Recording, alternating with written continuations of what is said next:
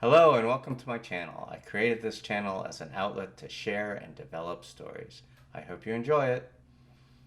It's January 2005 and we're in Walt Disney World. We're standing right outside of Snow White's Scary Adventure ride. We've just gotten off and now we're in line to see Philip's favorite person in the whole world, Dopey. And Philip, who's my 5 year, well, I guess 4 at that time, barely verbal autistic son, well, one of the few words he does know is Dopey. I have him on my hip and he is just straining to get to Dopey. Like, why does he have to wait in this line? Why am I keeping him from Dopey?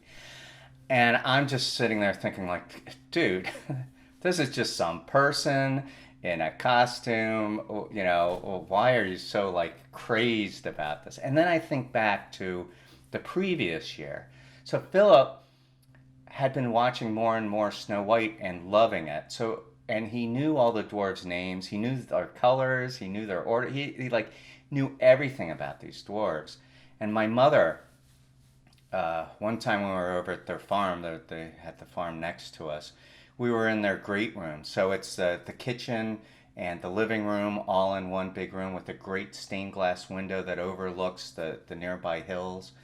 And that's where we would sit and talk while the kids played. And my mother gave Philip a present. And this present was this big, long, white box with one dwarf, with all 7 dwarfs, but all lined up, and you could see them through the plastic.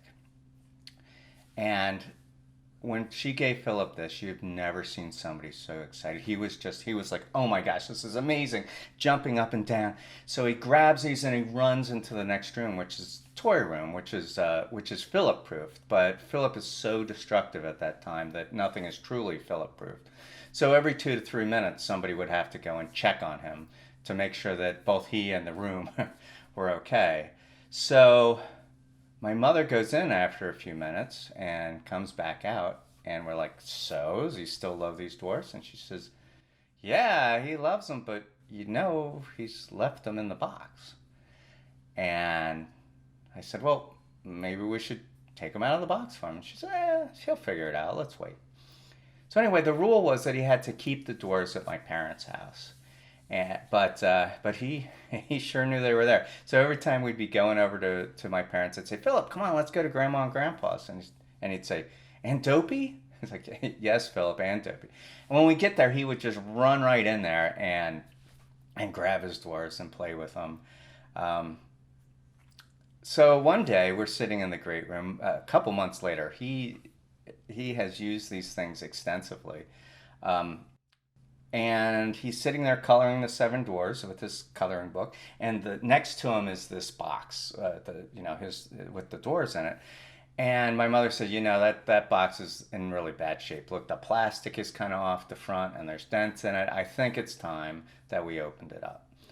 And so I said, oh, I agree. Let's do that. And so as my mother starts opening the box and taking the dwarfs out, you can just see in Philip this sense of awe. He's like, and excitement. And it would be like if somebody came to your house and you had a painting that you had up for years, and they're like, oh, you can take these things out and use them. And you'd be like, what?